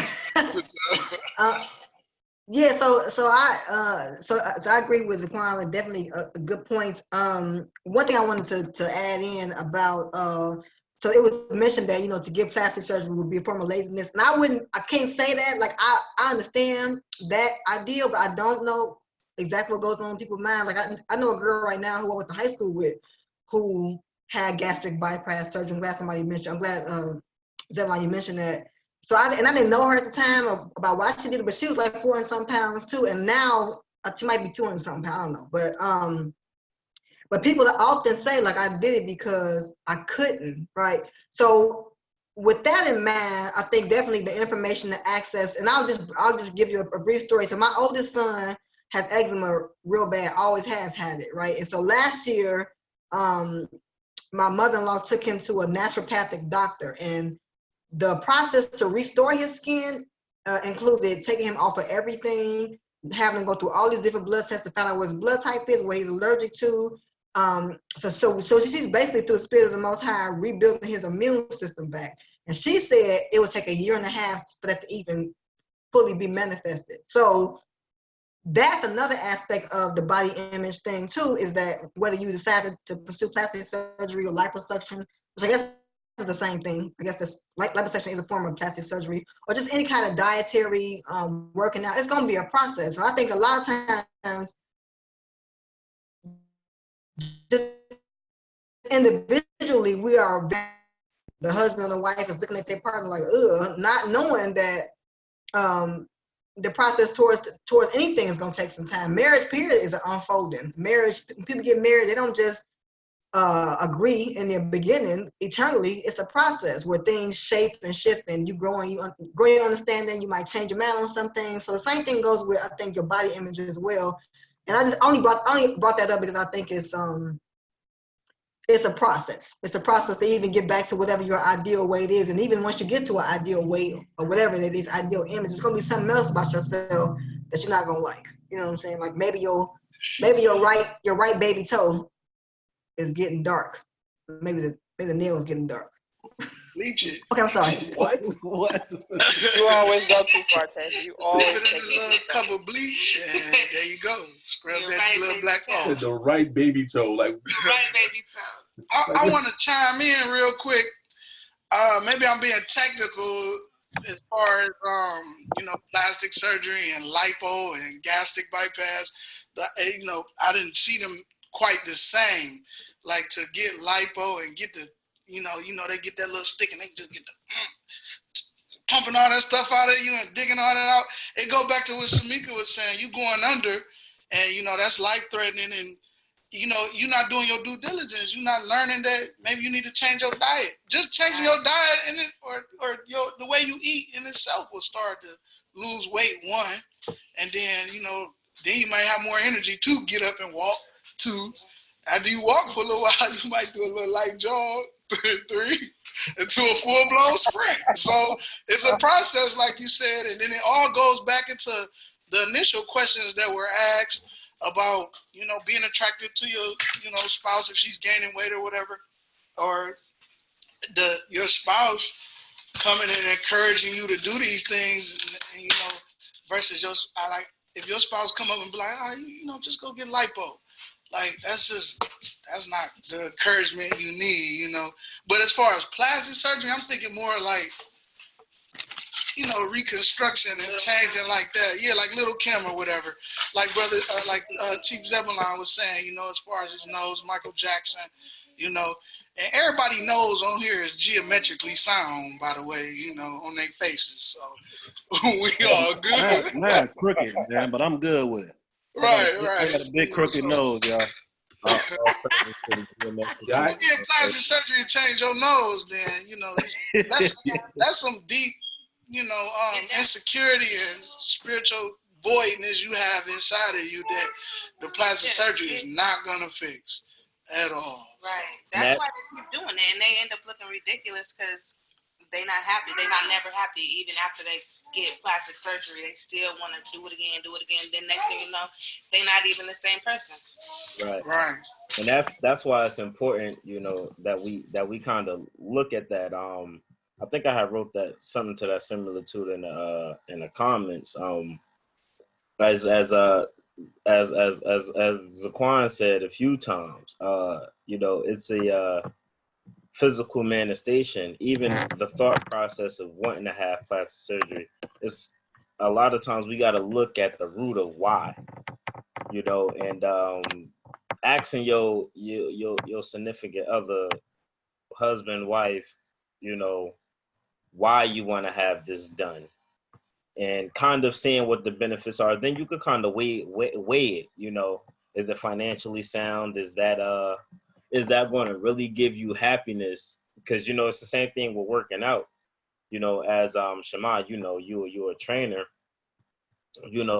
It might be a good exercise. It's just not good for your body tech or your architect. So you got to kind of play around with those things. So doing enough research or even investing energy into the research of that why and how it can improve, and looking for alternatives. Like Tamar, you went to an alternative type of doctor that's not an MD, to kind of see what a solution is. And that was a solution that was going to take at least a year and a half before you started seeing some physical changes.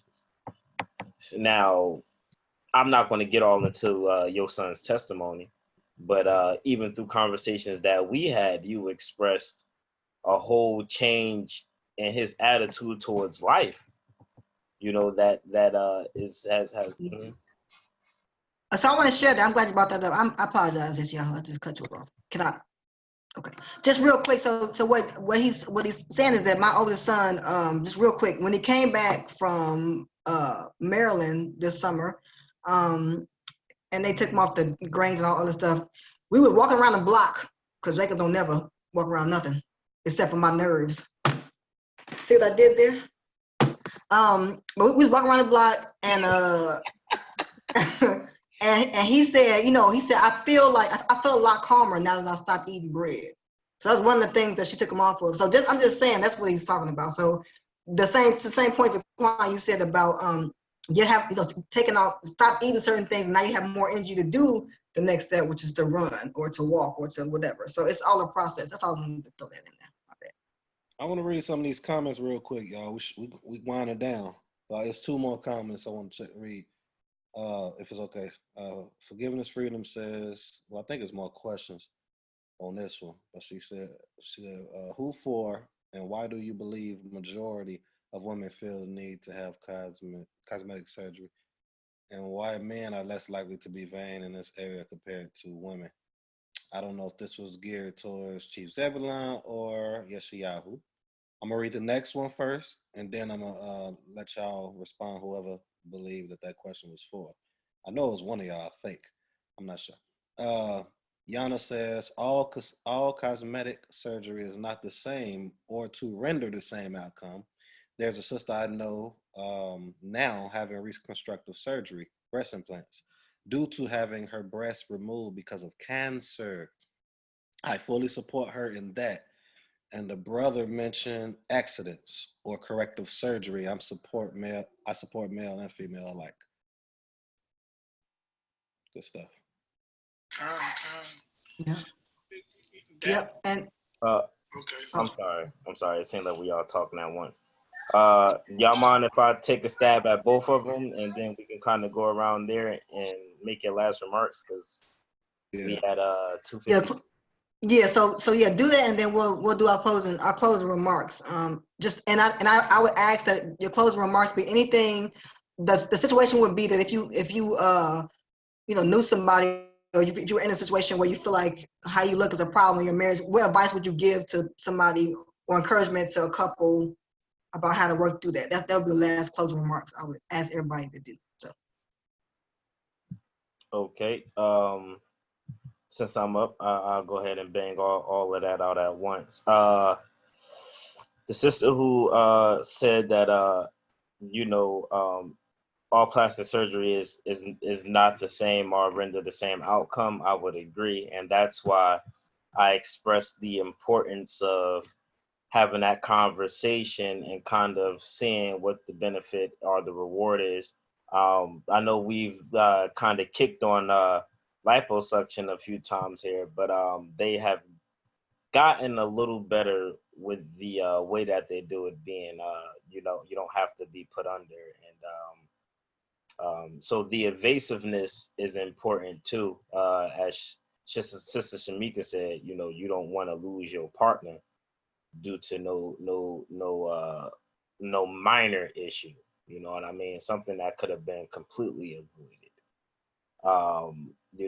But so that's another thing. As far as a solution, if you have any type of issue with your body image, or issue with your other gaining, losing weight, their body image changing, I would say these are my steps to kind of alleviating that situation. Find out what's the underlying issue. Why do they feel that they need to change? What about them needs to be changed?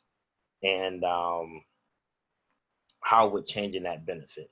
So once you kind of look at the mental implications or the aspect mentally, then move on to solutions. So would that be, working out or figuring out if they can or if they have the physical ability to do so, and working on that. Sometimes it's just reassurance and those type of things, because a lot of times we kind of take a physical aspect or a solution to these things without focusing on the inside, and we don't look at the inside or the inner voice or why they have that inner voice, or just saying that they look pretty. Some people don't feel as though they look pretty because they don't ever get told that they do. So just being mindful of stuff like that can go a long way. So I would say, even if you have to set a time frame up, hey, let's work together in figuring out what these issues are. If it's something that's stemming from childhood, maybe they need some type of counseling, and be that counsel or help build that counsel around them and move forward. Because sometimes working on little issues like that can increase your togetherness and remove that physical strain that was there, which may have been caused by an issue that wasn't even physical. So sometimes you're not sexually attracted or sexually aroused, not because of how they look, but because of other situations that's been going on. And now you don't feel like doing that. And now it's being expressed as a physical issue, but it has nothing to do with physical. So sometimes sitting down and just talking and being open enough to express, or as we like to say, be naked in front of your partner is very big. And I'm going to yield on that and let everybody else speak. Just briefly to address like what Shema said, a comment that I think the sister on the video asked, as far as why there seems to be like this, I guess, this disparity between why men don't, why women tend to be more vain with their looks and stuff like that, and it's in their body image versus how men view it. I think one of the obvious reasons is, look at what controls people's perception of beauty. Media. Now you turn on your TV, and at any given time of the day, and you'll notice that a large block of these commercials and advertisements are all geared towards women. Not just the products, but telling women, listen, in so many ways, you don't really look that good. And we have products that will help you achieve that goodness. We have these lotions, we have this makeup, we have all of these things set up for you, and you need these things. You need to purchase them because you're not very attractive. This is what the advertisements are basically telling you in a roundabout way. So they're trying to pump you with a bunch of things that you need to go purchase. And after a while, when you start realizing, like, oh, so wait a minute. So after I take all of this makeup and stuff off, I'm really not that attractive. And it starts to cycle over. They're constantly seeking for ways to make themselves look more beautiful or whatever. But how many commercials do you see geared towards male beauty? You don't really see them. You might see something, okay, Gillette shaving or whatever like that. But there's no market for male beauty, because generally speaking, males and beauty are not synonymous. Women and beauty is synonymous. So there's no market for beautiful men, whatever like that, unless you're gay, whatever like that, and that's another story for another time. But women, they spend a lot of advertising dollars pushing towards women to convince women, number one, that in order for us to convince you that you should buy our product, we have to first convince you that you're not that attractive. Once we convince you of that, then you'll come to our beauty supplies and you'll come flocking to purchase all of this stuff.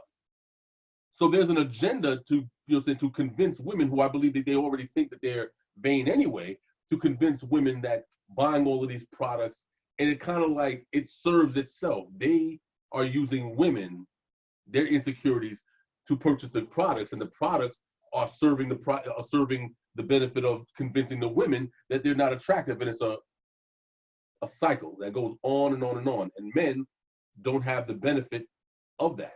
There's no market for male beauty in that sense, unless you're a metrosexual or something else. So that's my condensed version. Okay, I wanted to touch on what both of y'all said. Isaiah, what you were saying, I 100% agree. Like, we all like for people to say, oh, you look good. Positive affirmations are always good, but everything is internal, and have self-love. You have to love yourself regardless of what the people around you feel or say. You cannot lean on everybody else's every word, because with self-love come a whole bunch of other stuff. Then you do care about your health. Then you do see things in yourself that you love, but you also want to change. I love myself this much that I'm going to do this. Not, I'm going to do this because I hope this person see me as this. We got to get out of that. Right. And as far as the surgery, as far as men and women, I hope ladies don't get offended, but women are more gullible. And when we see something, we automatically, that's it. We got to get that. We got to have that. And we care too much about what other people think. That's where, again, self-love come in. So if you think that everybody want to see you with a big butt, you ain't going to go to the gym and get squats. You're going to go pay all that money and get you some plastic surgery. Whatever you think a man or a female want, you're going to do it because, like he said, that's what's being promoted. So we fall for the okie doke more than a man would. And we care about stuff that most men don't care about. Like, if they want to throw themselves into something, it's usually a gym, and they go hard in that aspect. It's not many surgeries that a man can get that they're going to promote. Like, you see the dudes, like he said, it's dudes that get the little abs and stuff. Most of them are homosexuals and they models. So they doing that for a reason. Not no regular dude out here getting surgery to get abs. But you do see women having surgery to get breast implants and all those other things. And everything is geared towards women. But we always fall for the okie doke. So self-love and stop falling for the okie doke. That's it. That's right. Hey, I'll go right before Tamar. Go ahead, Aki. Who, me? Yeah. Oh, okay. Yeah, responding to the initial question or statement, I mean, I agree with the sister Yana Levi as far as that surgery when dealing with breast cancer and unfortunate things like that. Yeah, absolutely. I would be very supportive of that because I can only imagine it being hard walking around, having one breast, so that's absolutely understood. And I think it's reasonable as well. But then you may have somebody who wouldn't care either and just be like, so I got my one breast and I'm good, so. I mean, not trying to be silly or nothing, but, it's all in the person. But I think, between the couple, or, having that type of conversation, go back to what Brother Yashiyahu was saying, why do you want this? So that speaks volume. You actually get to the root of the matter. And it's all, this whole dialogue all ties into each other, the plastic surgery and your spouse gaining weight and you being attracted to them and so on and so forth. So, and it's dealing with marriage. So you're dealing with two. And, if one fall, you have someone else there to help pick you up. I think that's just what that's the blessing of having someone, and humility as well. It's being corrected if someone say, man and female, you may be gaining a little weight, let's work on it. No, I'm fine, I'm good. If your spouse is concerned, consider, consider. But certain things can be, a false balance is an abomination. So if you start going into extremities, then you're off, and then vanity, we talking about beauty again. Shamika nailed it as well, and nobody's getting these surgeries outside of the fact of they trying to appear more attractive to someone. So that's vain. And Ecclesiastes tell us vanity increase more darkness and lawlessness. So you ain't, you're not going to get anything righteous out of that, because the seed or the reason why you're doing it wasn't righteous. So, I hope I answered questions or summed it up as well. So you good? All right, cool. So we good. What was the last question? I don't think it was the last question. I think we summing it up, honestly. But I know the sister spoke It was just something about like anything, like any kind of encouragement. But so I think you kind of added that in. Go ahead. Oh, I think Zaquan nailed it. Everybody probably nailed it. I'm sorry I missed this last part, but definitely want it for yourself. Want whatever image you have in your head. Let it be because this is what you want, not because that's what the TV said. And I like what the elder chief said. All they telling you is that you don't look good. All they telling you is you ugly in so many words. And if you believe that, then that's a personal problem that your spouse can't fix. So that's where that long suffering and that patience and all that come in there too, because your spouse might be going through something that is out of your control, and Hamashiach definitely highlighted. We ain't supposed to just be doing away with our spouses just because they gain a little weight or whatever the case may be. We made that decision to get into that bonding covenant with them, and that's we bonded to that. So that's where that love come in. That loving yourself like your neighbor. A key part of that is loving yourself. So. Oh, praises. I'm gonna say this real quick, man. Shamika, your husband is banned. John boy banned, man. I'm going through these comments. This man is hilarious, man. He's so aggravating times 10, bro. I'm telling you. I'm sitting here like, can you please have a serious bone in your body? I swear, man, he is funny. That's why I said, is this Hoodie John or John Boy? But the answer to his question, I think all of us agree. All of us, well, majority, if not all, agree with kind of like if he was about to die, if somebody was about to die and they need a surgery to be alive, my thing would be, hey, put them through it. If they about to die too, well, shoot, they gonna die anyway. So, is this, I'm saying, I looked at me like, what? What I mean is, some people, if you got a scarce of surgery killing, you know what I mean, then the surgery is going to do one or two things: either help them to stay alive, or they're gonna die anyway. If they was gonna die, And again, with like what Yana said, I agree with that fully too.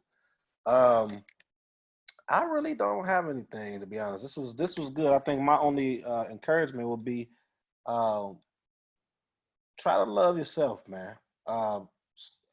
Keep outside sources out of your presence as much as possible, meaning TV, television, reality TV shows, Facebook, whatever, because a lot of that stuff does influence us, even the strongest of us. We might not think it sometimes, but it does. And we just gotta, and it might not push us to, but it might mess with our mind a little bit. So we just gotta stay grounded in that aspect. Do the things that can help you improve in whatever you believe that is really haunting you. first. Do every step you can possibly. You know what I'm saying? Before you go towards those other things, you know, unless it's something like what what Yana has said with you know, like the back. I know somebody that had breast reduction because their back was really messed up from it. You know, I'm talking about if they didn't do it, it would have messed them up for the rest of their life. So they had to do it, you know, and they couldn't do anything to fix it other than that. So I'm with that. And with that, I yield. I do want to say this. For those of y'all tuning in, we did have about 15 people. We appreciate all of y'all tuning in. But those that still on, man, hey, check out the Chief More, the Khaggai Principles. He just released the book. It is awesome. For those that haven't seen it, I'll repost it again. I shared it yesterday. The book, I lied to you, now I'm on page 50 right now. It is really good. It is really good, man. I think it's a lot of good stuff in there. Even if you don't agree with everything, it's some good principles for us. So check out the Khaggai Principles by Chief Zebulon. Nah, that book and that brother is off. Hey, it's good literature, man. It's good. So I just wanted to let that be known. Any of the readers out there, man. Really good one. Really good book, man. And because this video will be circulating on YouTube later on, what's the website? Somebody give it to me. Zebulon website for the purchase of the book.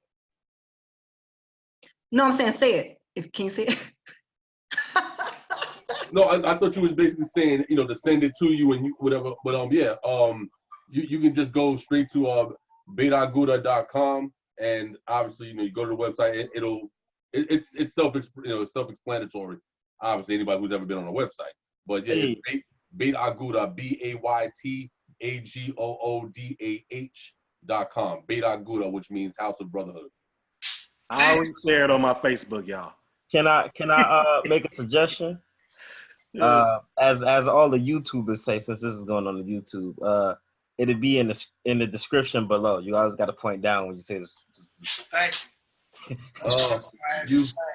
You youngins with your technology. It's all sorcery. All sorcery. Right. Oh, and like, comment, and subscribe. Yes.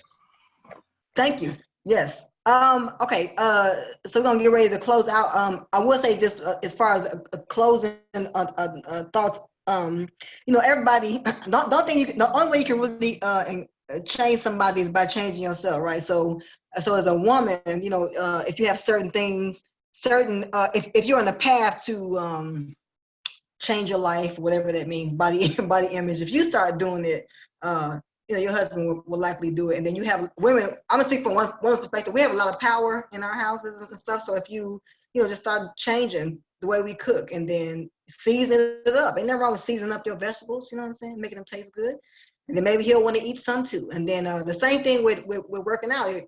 We have said it already, but encouraging, you know, not having your partner do it on their own. You know, if you feel like, even if you don't want to, you might end up liking working out. You might be like, oh, I'm gonna do it, but she getting on my nerves complaining, so I'm gonna go to the gym with her. And conversely, I'm a big proponent of community. So if you have brothers and sisters around you, male to male, female to female, you know, we have power to encourage one another. It don't necessarily have to be the responsibility of the couple.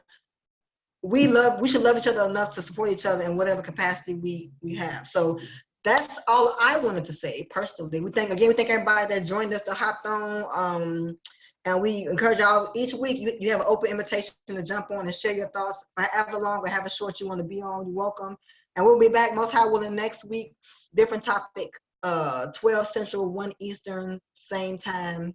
I already said it already, same channel. Okay, so but until next time, have a beautiful week. Shalom. Hallelujah. Shalom. Shalom, mispacha.